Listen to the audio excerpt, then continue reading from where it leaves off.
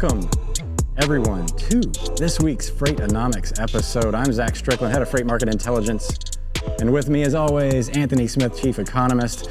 Today, we've got a really big show. I'm fresh off of yet another trip. I should just get an RV at this point.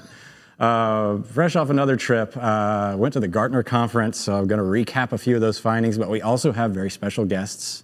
Anthony? We do. We have not just one Dr. Rogers, but we have two Dr. Rogers here joining us today, so we're excited about that one because this was a little bit of a different LMI update, and we'll get into that a little bit later because there were some differences in the first half of the month versus the second half of the month. But yeah, I'm excited about this episode. Yeah, so for those of you that aren't familiar with our show, we discuss basically the supply chain. Yeah. Freightonomics, another fancy term for supply chain, really, because the supply chain is very interested in the aggregate movement of goods and services, or goods, I should say, not services so much, even though they do have an impact.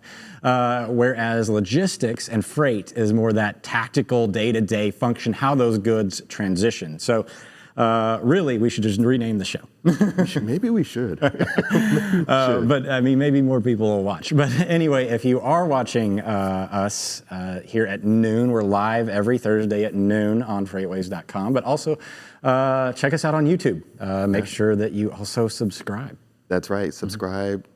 Like, share, give it a share, you know. Or don't like. You don't have to like. If you don't like it, that's fine. Just don't downvote it. It's fine. It's fine. Do what you want. It's a free country.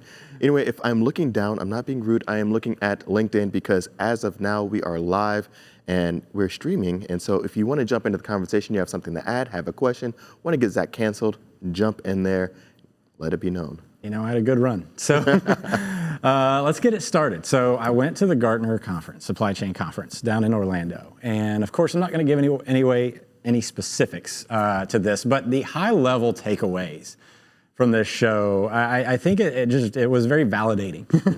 Validating for me, and you know, we get into the data and the weeds of the data a lot, but sometimes you get a little tunnel vision and you look at your own stuff and you start thinking, you get the confirmation bias rolling, but almost everything that I heard down there, Anthony, was validated everything that we've been talking about. Right. Like, I can't find one thing that I can say that there was a discrepancy between what we've been talking about and their experience. So it's always nice to get that real world, what have people been going through? And some of my biggest takeaways for you supply chain professionals that are out there that didn't get to go to the Gartner conference is that everybody is kind of on the same page here.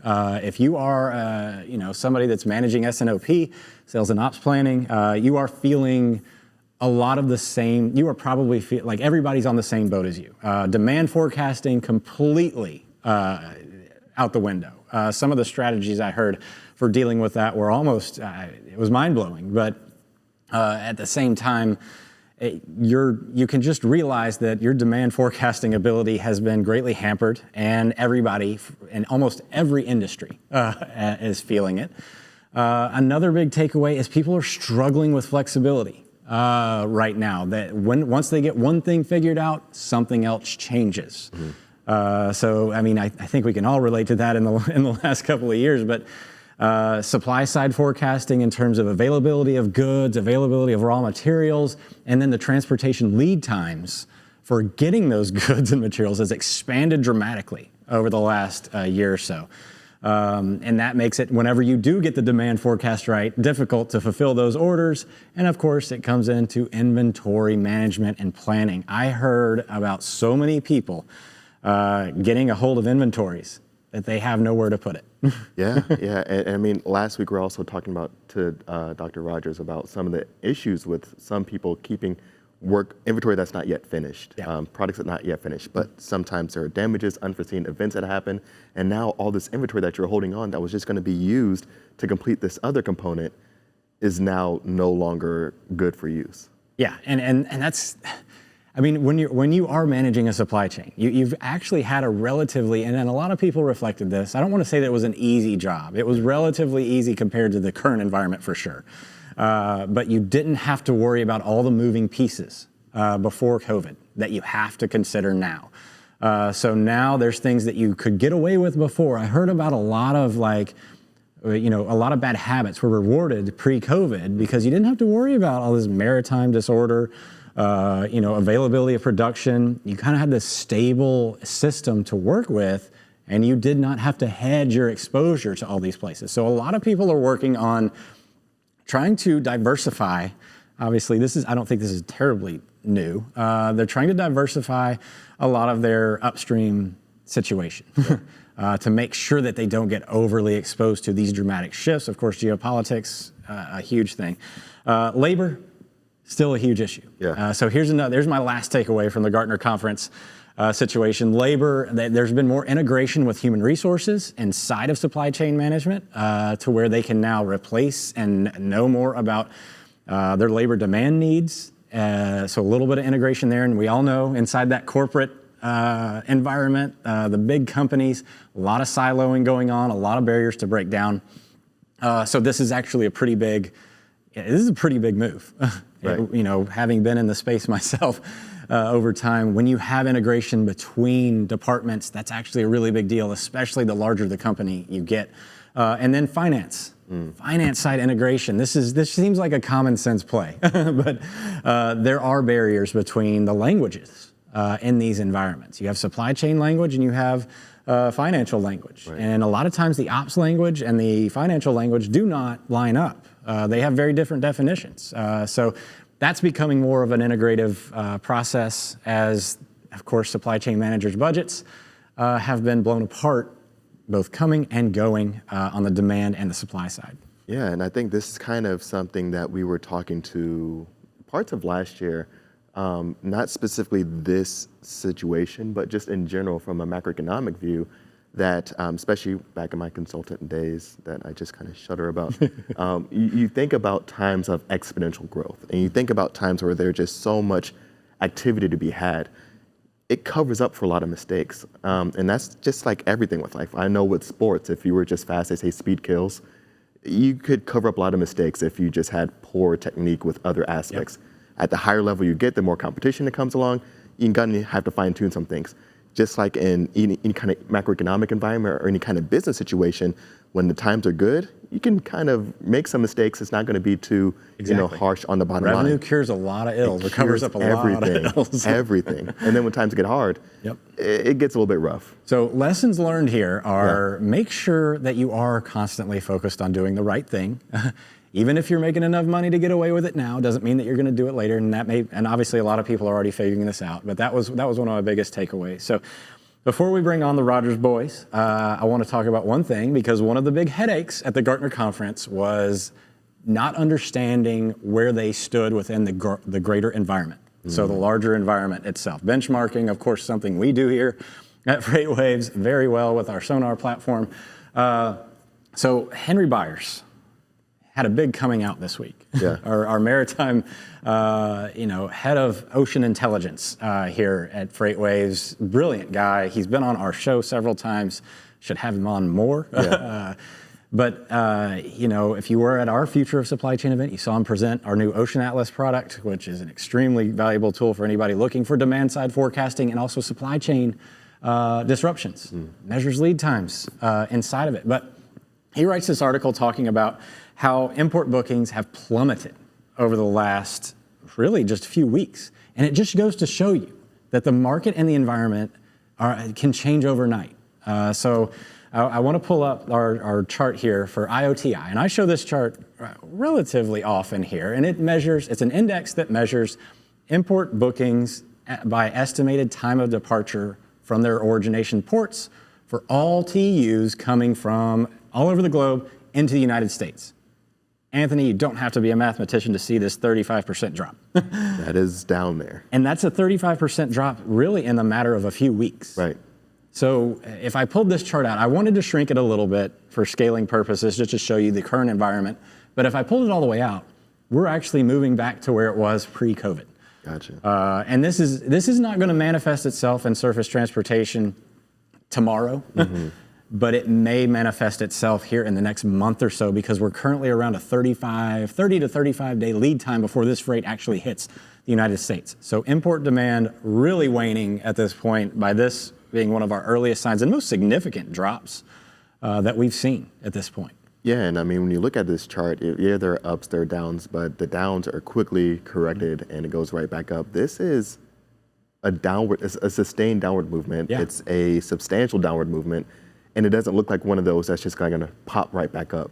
No, this is, if you're in a technical analysis in any way, this is a huge breakthrough in terms of trend and overriding value, because we've broken through a floor, a year-long floor at that. If I broke it out all the way to like 5 years, you would see that we're still not all the way back to where we were, but considering we've become addicted to this amount of freight, you know, once you start adjusting to higher levels, you now set the bar a little higher in terms of your overall infrastructure. So we have grown our infrastructure, even though it hadn't felt like it, in our capabilities and what we're expecting to deal with. So I guess the point here is supply chain managers should start to feel a little less burden here. But also, this isn't great news, as a lot of people are starting to figure out on the macroeconomic side, we may be in for a little bit of a downturn that's not quite fully manifested yet.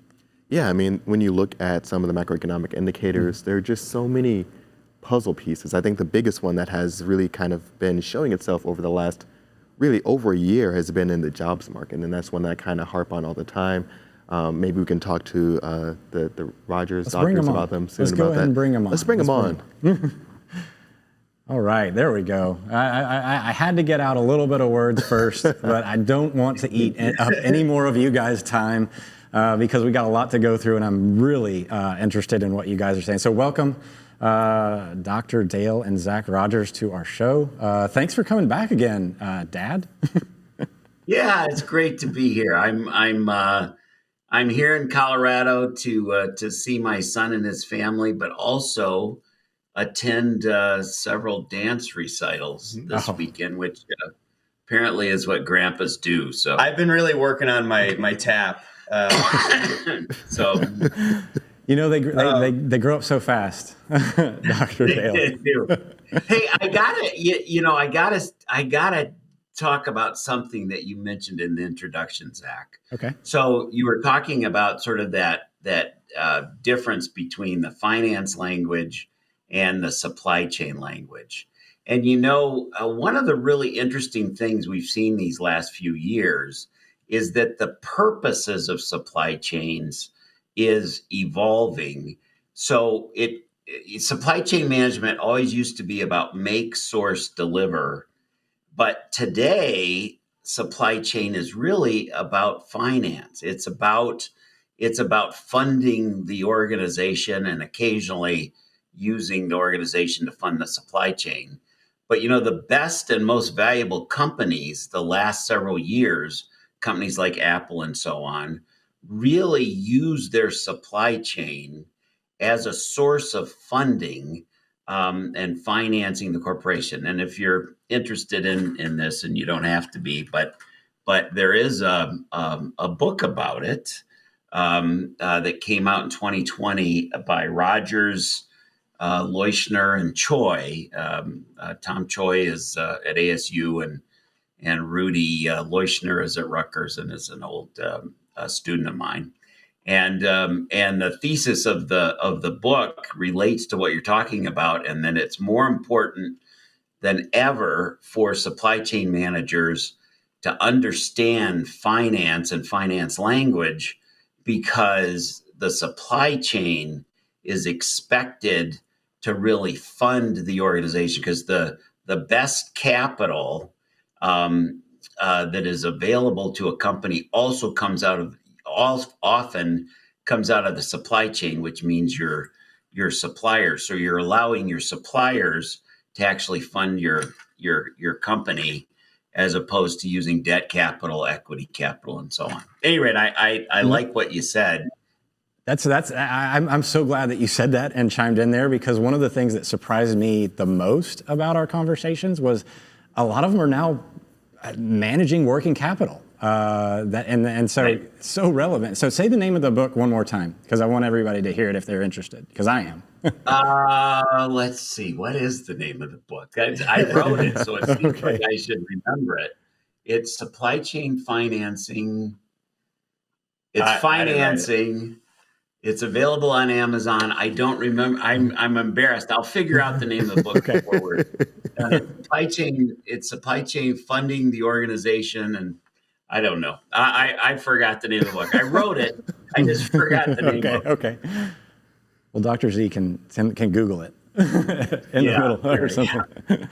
So let's start things off here with, and thank you for that. Any kind of insight is obviously chime in wherever you want to.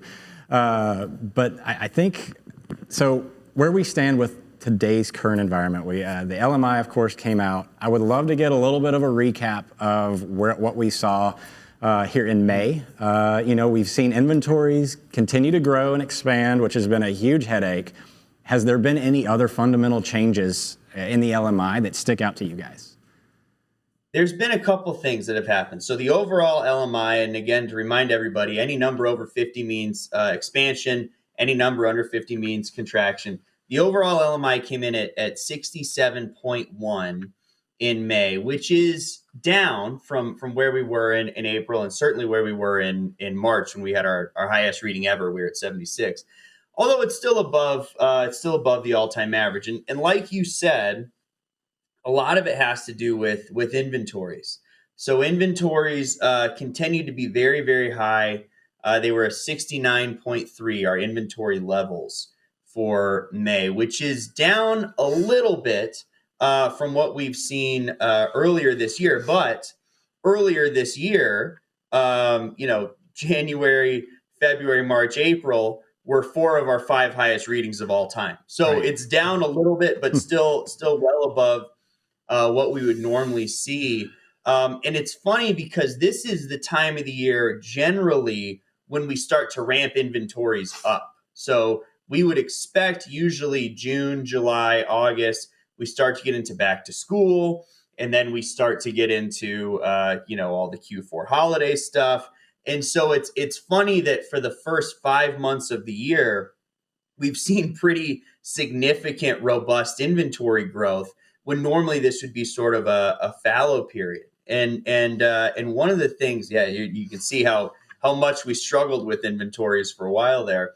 And so one of the things that you can really, I think, really see the difference in May is the warehousing piece of this.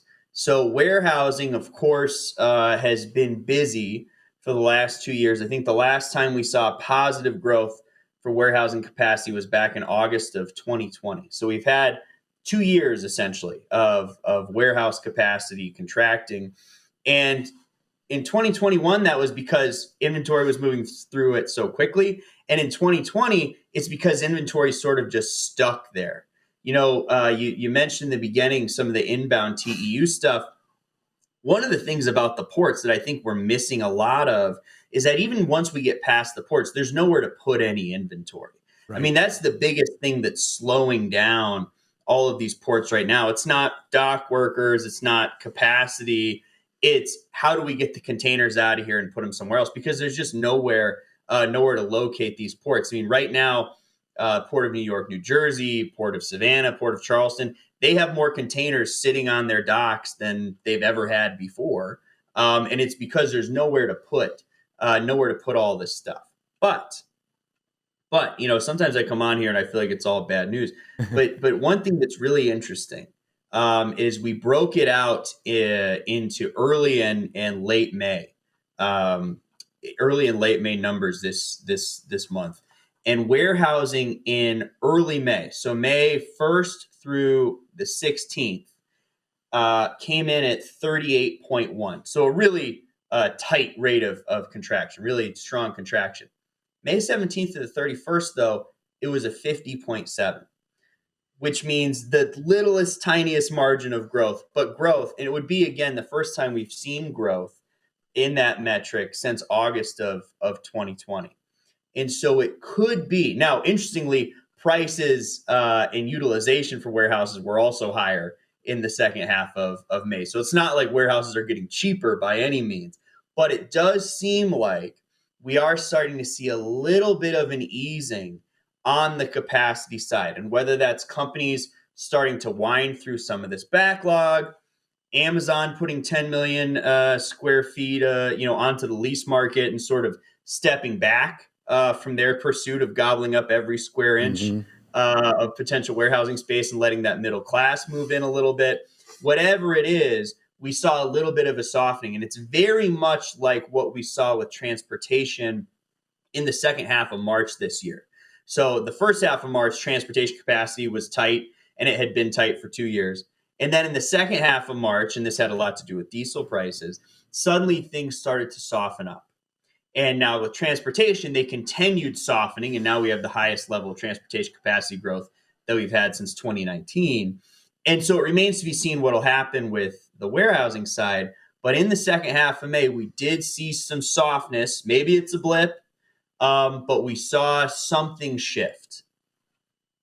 And Zach, when you're looking at some of the reports that are coming out now, because we've been talking about inventories for some time. I mean, I know the first kind of part where it kind of hit the radar, I think for you was back last year in December, or maybe November, December, going into January as well, talking about seeing those increases in those unseasonable times. Now we're seeing these reports of, large producers and shippers really saying, hey, we have a lot of inventory, we have to work through that. Can you talk to what's going on through your mind, see this happen 6 months ago?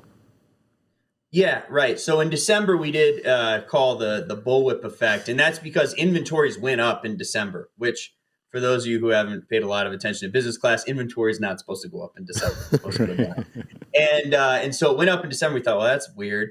And the thing about the bullwhip effect is it goes up, it goes down, it goes up, it goes down. So we see, it's normal to see this kind of fluctuation. One thing that's interesting, there's that article in the Wall Street Journal that target the inventory bloodbath, which I gotta credit you guys for starting bloodbath as a term that we use in headlines now. And what's interesting though is if you look at it, the turnover is still pretty high. Turnover hasn't slowed down that much. When you look at rates of inventory turnover from 2022, from 2021.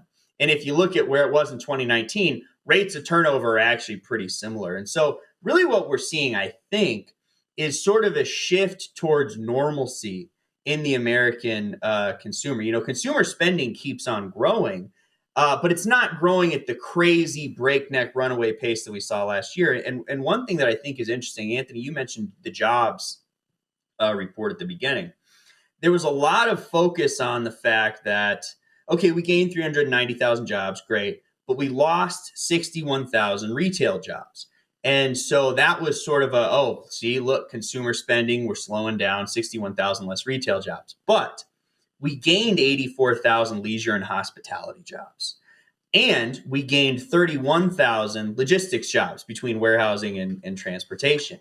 And so really what we're seeing is consumer behavior continues to grow, but it's not necessarily growing in that goods space where we needed, more trucks and more containers and everything. And it's moving back towards the services side. And normally you see a move towards services in the summer months because people go to, they come up to Colorado, or they go to concerts, or they go to baseball games, or all the services really is, big movies come out in the summer. A lot of summer is based on services. And so I think that, yes, we're seeing a normal move, but I wouldn't be surprised if we see continued consumer growth and the normal seasonal shift back towards goods as we start to get to the fall and the winter. And another piece of this too, I think, is a shift in the consumer. So you go back during the pandemic. I think an example of this shift is what we've seen with Target just this week. So several retailers are having record sales, and some are not doing as well because if you compare these recent months versus the pandemic months, there's been a shift in the type of consumer spending. So, like, for instance, you couldn't give away, say, formal wear during the pandemic, but now it's a relatively hot topic. Lowe's had, poor earnings recently. because Lowe's tends to be a home improvement retailer for projects usually driven by the woman that lives in the house, truthfully. And those projects are mostly over right now. We're moving to, but Home Depot is still strong because that's contractors. Yeah. So there's and plus there's also the crazy stuff that's happening with supply chains that we don't even necessarily see the impact. I have this idea, I've never published it, but I call it the rule of 3 months. So if there's a disruption, like what's been happening in Shanghai, you a lot of times don't see it until 3 months later. I remember one time I was given a speech. It was in June of 2012, so about 10 years ago, and I was a little nervous about it because the guy who was before me was a famous guy. Then it was going to be me. And I'm speaking, and all of a sudden people are running out of the room, and I'm thinking, man, this is not going well. But what had really happened is it was the AIAG, the Automotive Industry Action Group. So it was all the big automotive OEMs. And they had just realized that 3 months earlier, this plant that made a resin called PA12, Evonik was the name of the company, had blown up, and they thought they were diversified from a supply base. All of a sudden they weren't. And they realized it, text messaging each other while I was giving a speech that they all ran out of the room for. And it's usually about 3 months, maybe 2 months after a disruption that you really start to feel the heat from that. So the shutdowns in Shanghai and the lockdowns across China are really affecting us starting about now. We'll really start to see that bite in July and August. Plus the war, we'll see some impacts of that will filter throughout the U.S. economy probably in a month or two. So we're seeing shifts in what consumers are doing, but then we're also seeing some of these macro impacts of supply chain trends that are going to be problematic as we move into the summer and fall, I think. Yeah, I mean, so one of the big topics obviously was that demand side forecasting at the conference I was just at. So I kind of want to shift into that for a minute, because you talked about Dr. Zac Rogers. You talked about how you think it's going to be a shift back to normal. Now, I kind of want everybody to put on their macroeconomic hat for a minute and kind of dive into that, because I guess the concern from my perspective is this inflationary environment has kind of been propped up by wage growth. Everybody obviously has been shuffling around the job market. There's a lot of inefficiency now at a lot of these jobs and a lot of these workspaces, because you lose all this institutional information. Replacing somebody takes months, if not years, depending on the level of expertise. So that feels like that's something that's going to persist.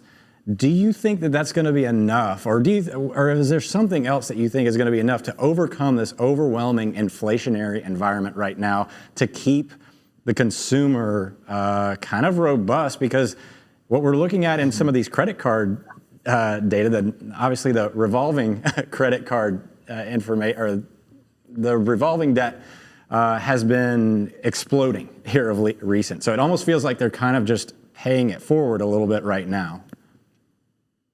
Yeah, I there's a couple things. One, betting against Americans spending more money than they have is a losing game, and it has been for a long time. But I do think we've hit the peak of inflation, right? We're not going to keep seeing 8.5% every single month, unless something crazy happens. I mean, who knows? But it doesn't seem like that's what's coming in. And there's still the fundamental stuff where, look, back to school is still going to happen.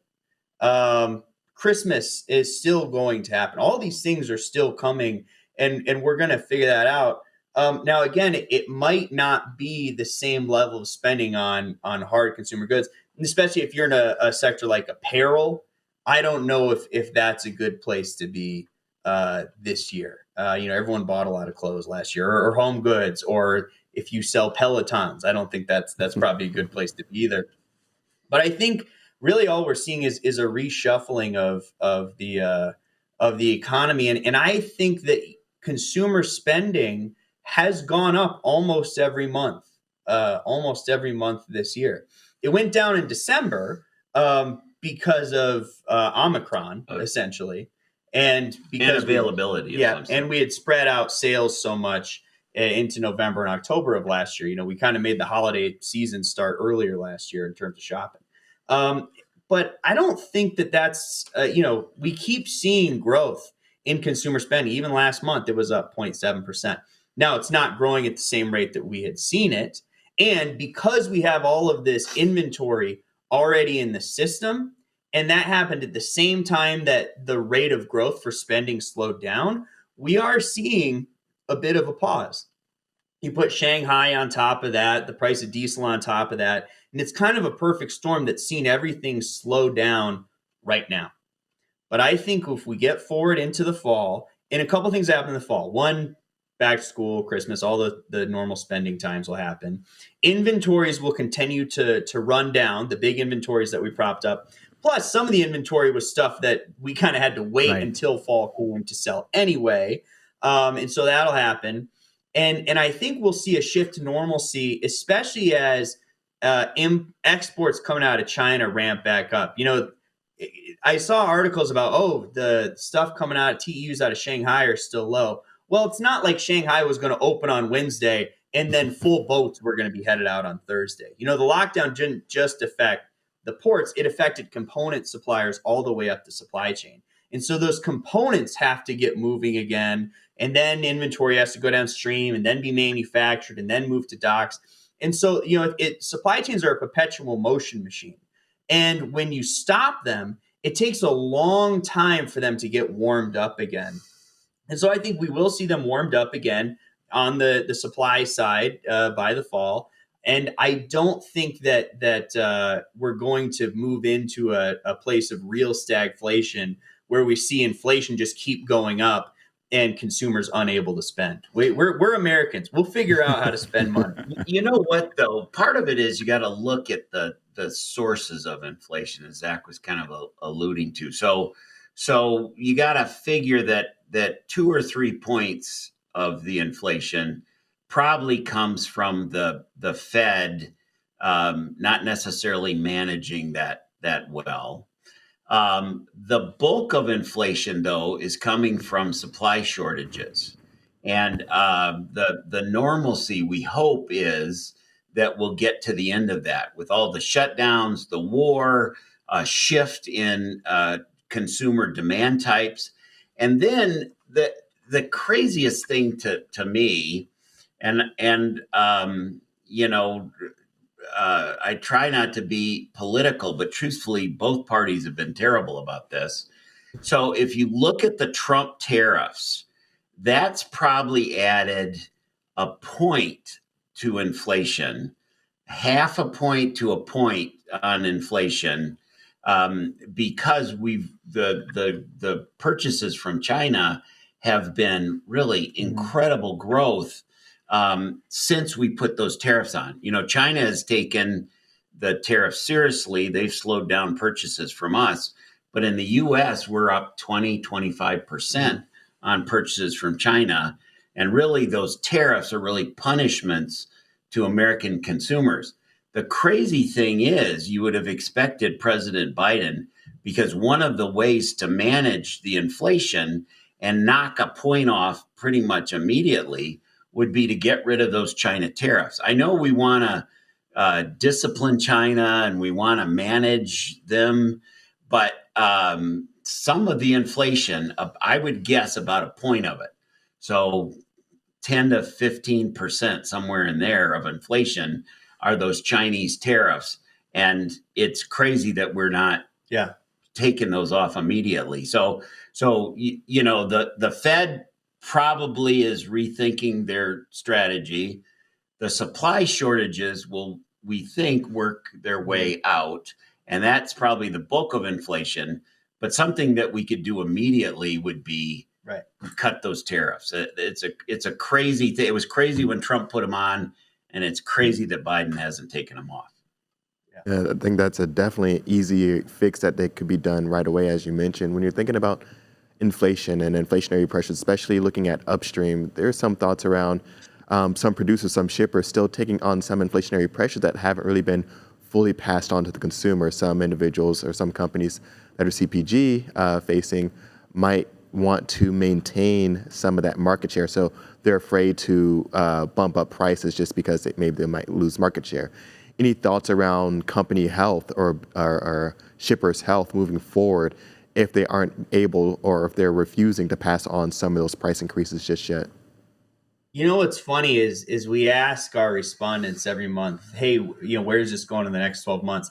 And we saw real differences between upstream and downstream respondents in warehousing prices and inventory costs. And so here's what that difference means. So retailers are expecting increases in inventory and warehousing prices, but even more so, significantly higher expectations are coming from wholesalers and distributors and 3PLs and places like that. So it's 10 points higher on warehousing prices and 11 points higher on inventory costs, what they're expecting over the next 12 months. And what that tells you is that retailers are squeezing their upstream suppliers, kind of the middleman, because you need the manufacturer, you need the retailer. We could put it in any warehouse between here and there, though. And so that middleman, that middle step is the one who often gets squeezed when there's price pressures. And they're expecting, the numbers for warehousing prices is 87 and for inventory costs is 88 over the next 12 months, which would be, an absolutely stratospheric continuation of the high prices we've seen so far. And so I think there is some cost you can pass on to consumers. And I think one of the ways that we were able to absorb, that companies were able to absorb these really high costs over the last year was by passing them to consumers. But, shift to services, work through the stimulus and savings account, inflation.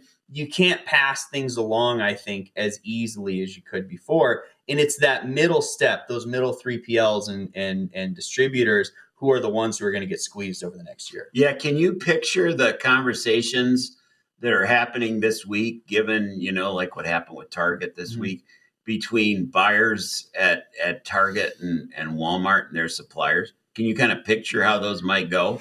I bet you can.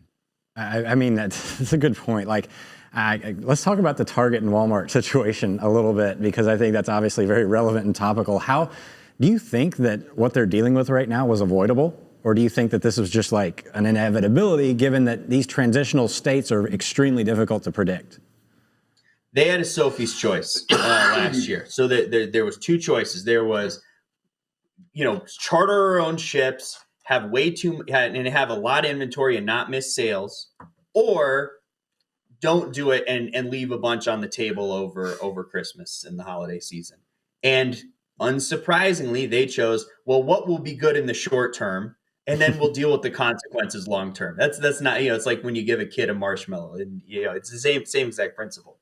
And I don't know if you guys ever took an intro to supply chain class where you had to play the beer game, but everyone at Colorado State has to do it, and I know they do it at Arizona State, and they did it at the University of Nevada back in the 90s. Zachary used to be a truck driver. I was a corrupt truck driver in the 90s for the beer game. I would take quarters from the students and give them extra chips, but which was a lot like real life, I think. But anyway, in the beer game, what happens is inventories go up because demand goes up, and then when demand drops down, you have too much inventory. And then you get into that normal hog cycle of we're up, we're down, we're up, we're down. And you normally see companies having too much. It's just that because of the historic spike in demand, we had a historic spike in too much inventory.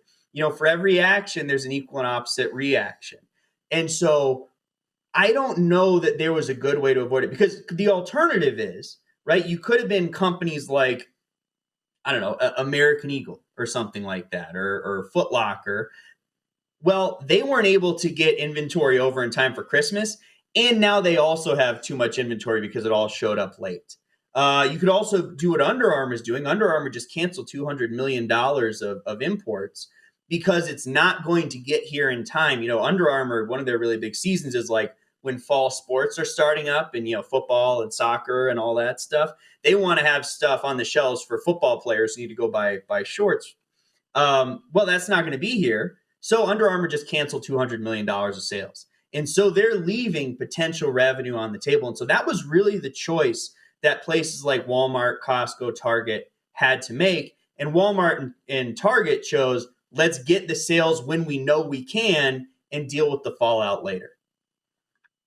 Yeah, that's a fantastic call out right there, because everybody, I guess maybe domestically, everybody thinks that the capacity is easing, but we still have these tremendous lead times in getting stuff into the United States right now. Are there any, do you think that's, I'm not an ocean expert by any means, but do you think that some of this demand side easing will help us contract those lead times back to where we can start to see a little bit more, reliability in terms of the ordering cycle? Or do you think we're going to have to adapt to these expanded lead times? I think it's volatile. Yeah. I actually think we're in a VUCA, VUCA, VUCA economy. Volatile, uncertain, complex, and ambiguous. So we've got an incredible amount of change, more than any time in my whole career, and you can tell I'm old. I'm standing next to my son who has a gray beard, so you can tell I'm old. but this, I think that we're going to keep seeing new kinds of disruptions. If you look at a chart of supply chain disruptions over the last 10 years, it's amazing how much every single type of disruption has climbed incredibly. Factory fires in 2015, there was about 100 some. Mm-hmm. This past year, there was over 1,000 globally. So I think the new normal is abnormal in some ways. I think you're going to continue to see trying to be adaptive. When in the winter, Target and Walmart were asked by the Port of LA, hey, could you guys let us ship components to American manufacturers first, prioritize those, and maybe your stuff sits on the dock a little bit longer. And Target and Walmart both agreed to do that. And so we've had some incredible volatility that has come from really very surprising kind of sources, I think. Yeah, man. So you just made me have an epiphany. I want to have you guys back on if you're both available. If not, we'll deal with it. But I want to have a discussion about adaptability strategies in this type of environment, because you're saying that this is going to continue. And it's been something that I've been kind of, talking about in terms of what we've seen, but I would love to hear, and we don't have enough time. We only have about 2 minutes left today to dig into this, but I want to expand on that thought of strategy for dealing with the volatility in the supply chain. Well, it's way, you see more and more companies going towards the portfolio model. Yeah. We're going to have a whole bunch of not only sources, but ways to get things. So the strategies within the senior supply chain ranks in a lot of companies is we've got to really think about lots of types of diversity. We've got to think about different kinds of suppliers. We also have to think about different locations of suppliers. I had a piece in Harvard Business Review last year about maybe we should have an Americas solution. It can't replace China, but maybe we use low cost labor in Central America as a potential new China. China costs are coming up, the crazy shipping costs. We don't have to cover all that, but we need more diversity to deal with this global uncertainty. And there's likely to be more like hot conflicts like what we're seeing in Ukraine that has been very disruptive. In Africa, for example, I got a big project in Africa. And in Africa, the price of bread is up 60% in most West Africa because of the Ukraine. You wouldn't necessarily have anticipated that. Anyway. Yeah. Well, we're running out of time. So thank you so much for joining us today. And of course, guys, we're definitely going to have you back whenever you're available, obviously. Come back on the show. But yeah. You want to do 90 minutes next time? Do you think that would be better? Well, I had another schedule thing that I had to do. Otherwise, we'd have done a full hour today. But anyway, I wanted to get you on and give you enough time. But thank you for joining us, and thank you for watching. Drink more everybody. water. Drink more water.